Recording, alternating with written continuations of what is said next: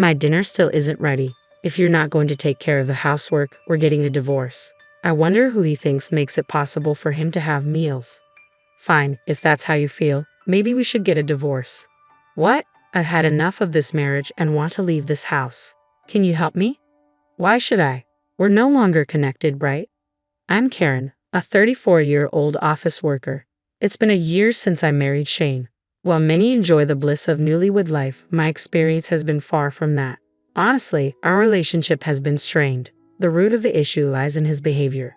I overlooked it before marriage, but now I see that he's a classic domineering husband, overly controlling. Hey, where's the food? When will it be ready? I just got home. If you came home earlier, you could have made something yourself. What are you talking about? Don't you see I've been working hard and just got home? I was at work too. Your job can't be that important. I probably make more than you do. Bragging about your earnings. You're really narrow-minded. I hold a significant position at my company. I'll be earning more than you soon enough. Well, I hope that's true. Are you doubting me? How dare you question me like that? My husband reacts defensively to every word I say, trying to exert control. I'm going to set a curfew for you. A curfew? I was taken aback by his sudden declaration. We're not children. I'm serious. Be home by 7:00 p.m. Don't say such ridiculous things. I might be working late because of overtime. No matter how much I protested, my husband remained unyielding. Be quiet. I'm serious. You need to follow this rule. A promise should be made with mutual agreement. What my husband was imposing was nothing but coercion, a blatant threat. A few days later, after coming home past 8:00 p.m. due to work, I was met with an unbelievable situation. What? What do you mean? As I tried to unlock the front door, I realized the chain was on. Panicking, I pressed the intercom. Yes? I heard my husband's voice through the intercom. What's going on here? What do you mean? We agreed on a curfew of 7:00 p.m., didn't we? Huh? You were serious about that? Of course I was serious. I told him that while he speaks with such confidence, his behavior is just childish. I really want him to stop. Stop the nonsense and just open the door. No way. You always get so full of yourself. Full of myself? What are you talking about? I'm saying you act so arrogant when you think you have the upper hand. In the end, my husband really refused to let me into the house. I was deeply unsettled by his drastic change, wondering how he could have become so different from the man I once knew. We had first met at a social mixer. At that time, he was a successful businessman working for a top company, and he was very intent on winning me over. With his career and finances stable, I was drawn to his advances. He was always polite and respectful, and that didn't change when we started dating. I believe he was a kind and wonderful man, and I was truly happy when he proposed. Karen, I vow to make you happy with these hands of mine. Trust me, and let's build a future together. Yes, thank you. I look forward to supporting each other. I had believed that marrying him would surely lead to happiness, but once we were married, it was far from what I had imagined. My husband turned out to be selfish, arrogant, and prone to verbal abuse. To make matters worse, about 6 months after our marriage, he abruptly quit his job. You quit your job? Why? That company wasn't worth it. They didn't appreciate my talents. Why should a junior be promoted over me? It's absurd. He left his job on a whim, frustrated by his lack of promotion. It was a shocking turn of events. I had respected him as a confident professional working at a prestigious company, and I had tolerated his verbal abuse as a result. But now, my once elite husband was suddenly unemployed. He went to numerous job interviews afterward, but none resulted in an offer. Damn it, why is this happening to me? I come from a top company. Even though I'm lowering myself by applying here, why can't I get the job? Maybe it's your attitude that's coming through in the interviews. Ha! Don't act like you know anything. Your workplace is a lower-ranking company anyway. That's harsh. So, you think so? I'm just speaking the truth. My husband took out his frustration on me. He had always been controlling at home, but his verbal abuse escalated significantly. Eventually, unable to find a new job, he settled for a part-time position working only 3 days a week, claiming it was due to job hunting. His income dropped to around $700 a month, yet he continued to act arrogantly toward me. My view of him deteriorated daily, and I regretted marrying him more and more. I found myself constantly overwhelmed with household chores and meal preparations while enduring his endless complaints. It felt like dealing with a teenager, and I was left physically and emotionally drained despite everything. I couldn't bring myself to consider divorce even though we had been married for less than a year. During this time, my husband grew increasingly bold, eventually setting a curfew for me and locking me out of the house.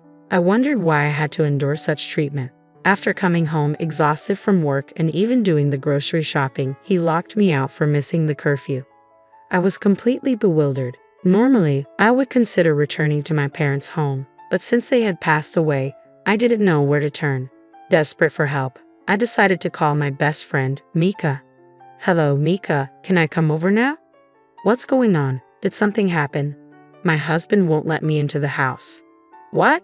Why not?" "Okay, come over right away." "Thank you so much." With that, I hurried to Mika's place. "Sorry for the sudden visit." "Don't worry about it. What happened?" I explained how my husband had locked me out of the house because I missed the curfew he had set. "He actually did that?" "Yes, I can't believe it. It feels like he's being really abusive. Maybe his pride from working at a big corporation is making him look down on you." "Oh, and I also mentioned my husband's sudden resignation." "What? A part-time job? That's unbelievable. How can he act like this when you're the one supporting us?" "Yes, I'm thinking it might be best to leave him sooner rather than later. But we've only been married for less than a year. It doesn't feel right to just get divorced so easily." "Karen, are you truly happy?" "No." My best friend looked concerned, pondering for a moment before offering a suggestion. "I'm not sure if your marriage can be salvaged, but maybe you should start documenting his abusive behavior. You could keep a record or even make recordings." "Really?" "I believe you should divorce him as soon as possible. And if you do decide to go through with it, I hope you can ensure he faces serious consequences." "Yeah, you might be right." "Exactly. It's important to document everything, and I'm here to support you through this. If you need a safe place, you can always come here." "Thank you, Mika." My best friend was a tremendous source of comfort and support, and I was truly grateful. Having her as an ally gave me the courage I needed. To show my appreciation, I used the ingredients I had bought from the supermarket to prepare a homemade meal for her. "This is delicious, Karen. You're really skilled at cooking." "Really? It's been a while since someone praised my cooking, so I'm thrilled to hear that." Reuniting with my best friend after such a long time lifted my spirits. After leaving Mika's house, I sent an apology to my husband. Once he forgave me, I returned home. "Have you really thought about what you did wrong?" "Yes, I realize I was wrong. I'm sorry." As I apologized with my head bowed, my husband's expression softened with satisfaction. "As long as you understand, that's fine. Just be more careful next time." From then on, I did my best to meet my husband's demands.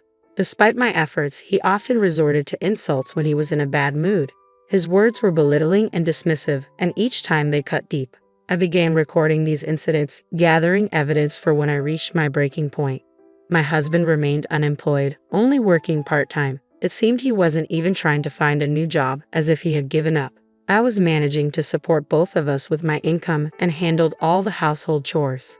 He continued to complain and act badly towards me, trying to assert control. He seemed content with the situation, dependent on my salary, yet treating me with emotional abuse. I confided in my best friend that I didn't want a divorce, but my patience was wearing thin with his increasingly unacceptable behavior. I felt like I was at the end of my rope. How could he be so insensitive? How does he view me? Why did he even marry me? These questions plagued my mind. One day, after being forced to stay late at work, I arrived home past 7:00 p.m. Thankfully, my husband was out and hadn't returned yet, so I managed to get inside and began hastily preparing dinner. But he came home soon after. "Oh, well, welcome back." Noticing that dinner wasn't ready, he looked displeased. "Why isn't dinner ready yet?" "I'm sorry, it will be ready soon." "Don't lie, it looks like you've just started." I apologize. I just got home. As we talked, I noticed he was carrying a bag from an expensive brand. While I was working hard, he had been leisurely spending on luxury goods. His selfishness was infuriating and inexcusable. Despite this, he continued to berate me, completely disregarding my feelings. "Are you incapable of learning, or are you deliberately trying to provoke me? You incompetent fool. If you neglect the household, we'll get a divorce. Do you understand?" In that moment, My patience snapped. Did he really think he was entitled to a meal provided by someone he treated so poorly? Fine, if that's how you feel, shall we get a divorce then? What? My husband looked stunned. I've decided to leave this house. Are you really serious about divorcing me? Yes, I can't continue with you. You're superficial, useless, arrogant, and the worst partner I've ever had. My words seemed to ignite fury in my husband. His face reddened and his whole body trembled with rage. How dare you speak to me like that? As a low-ranking employee, you have no right to criticize me. I have no use for a woman like you. With that, he pulled out a prepared affidavit from a drawer. I hadn't realized he had it ready, but it worked to my advantage. I quickly signed the document, gathered my things, and left. Now, I had severed all ties with him. Feeling liberated, I headed to Mika's house, where she greeted me warmly. You've worked hard. Now you're free. Yes, I wouldn't have had the courage to divorce without your support. I'm really grateful. Don't let your guard down. It's not over yet. He needs to face the consequences. Absolutely and thoroughly. I hired a lawyer and filed a lawsuit against my ex-husband for moral harassment. He seemed quite flustered, clearly not expecting a legal battle. Why me? And don't mess around. He erupted in anger. I was relieved to leave the details to my lawyer, avoiding direct confrontation with his outbursts. My lawyer methodically presented the facts and evidence, and eventually, my ex-husband seemed to resign himself to the situation. He had been blaming me for the divorce to his parents, but the lawsuit compelled them to seek the truth. Upon learning the full story, they were horrified and decided to disown him. Now that he had lost his support system, my ex-husband was left to figure out how to manage on his own. He continued living in the expensive apartment he had always coveted during his employment. Even after quitting his job, I had been transferring money to cover his rent. But now that we were divorced, he had to handle his living expenses, rent, and compensate me for his abusive behavior. With rent set at $1,000 a month and his income not sufficient, he was in dire straits and reached out to me for help. Hello, what's the problem? Help me, I'm at a loss here. Why should I help you? We have no obligations to each other anymore. But we once loved each other, didn't we? That's unsettling. What do you mean? Do you think you're entitled to forgiveness just like that? Do you realize how deeply you've hurt me? I'm sorry. I'll apologize properly. An apology like that means nothing to me. Every time I apologize, you get all self-righteous. It's clear you have no respect for me. Just so you know, my salary has increased. I'm now earning more than you ever did as a full-time employee. What? You used to belittle me for being in a lower position, but it turns out you were the one in a weaker position. Your contentment with a part-time job and failure to find a new full-time role only highlights your own shortcomings. No way. My ex-husband was shattered to discover that he was now inferior to me, someone he had once looked down upon. There's nothing more to discuss. If you contact me again, I'll report you to the police. Hey, wait. I declared this firmly, ignoring his pleas and ending the call. I had already blocked his number and intended to sever all ties with him. Later, I learned from my former in-laws that he had settled his unpaid rent with a loan and moved out of his apartment. He is now working full-time and living in a more affordable place. Despite this, he continues to make alimony payments to me on time, indicating that he's working hard with a renewed sense of purpose. However, that doesn't mean I have any desire to reconcile. I am now living in a spacious new flat with my best friend Mika. We fill our days with fun, conversations, evening drinks, and a peaceful, fulfilling life. I am deeply grateful to Mika for her support and plan to give her a special gift as a token of my appreciation.